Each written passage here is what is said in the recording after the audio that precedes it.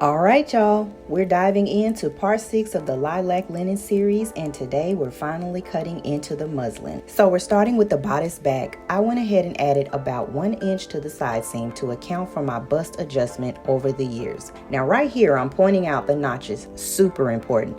Think of them like little road signs that help you line up your seams later. Next, I'm cutting the back pants piece. This one includes my waist and hip adjustments. I shifted the pattern a bit to make it visible on camera, but unless you're an advanced sewist, I don't recommend straying too far from your grain line. I pin everything down, make all my markings, and then boom, ta-da! Back pants piece is cut and ready. Those little dots on the pattern, please don't skip them. They're often pleats, darts, or midriff match points. Trust me, it makes the sewing part so much easier later. And I had to do a little strut with the pants piece behind me. The movement on these legs is already given, and I haven't even sewn them yet. Now, I'm cutting the bodice midriff section. I had to cut 2 of the back and 2 of the front, so I made sure to smooth out those extra inches I added on both sides. I'm using my hip curve ruler to blend the lines, and now I'm cutting the bodice tie front, where I also attached that same 1 inch seam allowance. I didn't feel like pulling out my pattern paper again, so I made a little note to remind myself when I cut into the final fabric. Here's a quick close-up so you can see that size seam adjustment clearly.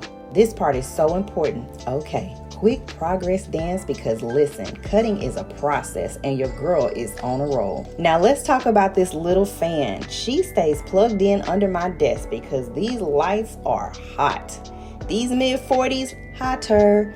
I don't know if it's a hot flash or a production moment, but we're not sweating for free. I needed 4 midriff backs total, so instead of tracing again, I just laid out my already cut piece on fresh muslin and cut around it.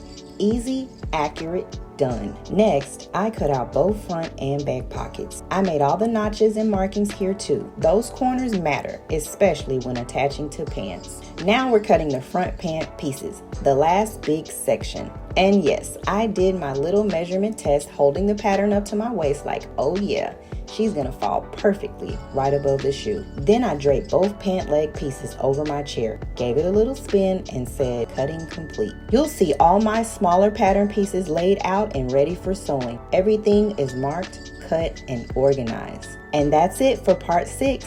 Catch me in part 7, where we'll finally start sewing the muslin together and see how this beautiful lilac vision starts to come to life. Thanks for hanging with me.